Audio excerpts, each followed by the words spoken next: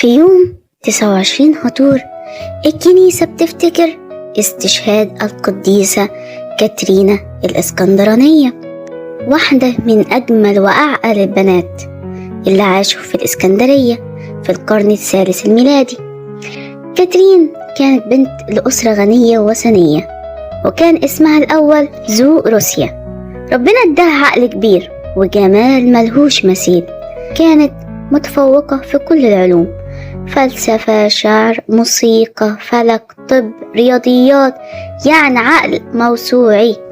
وهي بتدرس اكتشفت إن عبادة الأوثان غلط ومش منطقية، لكن كانت محتارة تدور على الحقيقة فين. مرة شافت رؤية للعذراء مريم وشايلة الطفل يسوع، اتأثرت جدا وراحت لكاهن مسيحي تحكي له. الكاهن قال لها: يا بنتي، واضح إن ربنا يسوع بيطلبك ليه.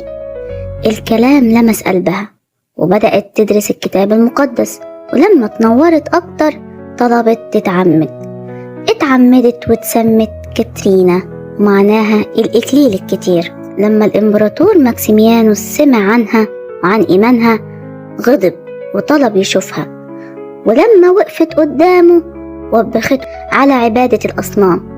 هو اتفاجأ بشجاعتها وانبهر بجمالها، فجاب لها 50 عالم وثني يناقشوها، وهنا حصلت المعجزة. كاترين بنعمة ربنا غلبتهم كلهم وأثبتت صحة الإيمان المسيحي، فال50 عالم أمنوا بالمسيح واتقتلوا على طول. الملك حاول يعجبها ويتجوزها، لكن هي رفضت بكل قوة. حبسها وبدأ يعذبها، لكن ربنا كان بيديها عزاء وسلام. بعت مراته وقائد الجيش بروفيريوس يقنعوها، لكن العجيب إن الاتنين صدقوا إيمانها واتعمدوا، ولما الإمبراطور عرف قتل مراته والقائد. كاترين فضلت ثابتة ومتمسكة بربنا، فالإمبراطور أمر بقطع رأسها. كان هي عندها في وقتها 19 سنة بس. دفنوها في الإسكندرية، وبعد سنين الرهبان نقلوا جسدها إلى دير القديسة كاترين في سيناء.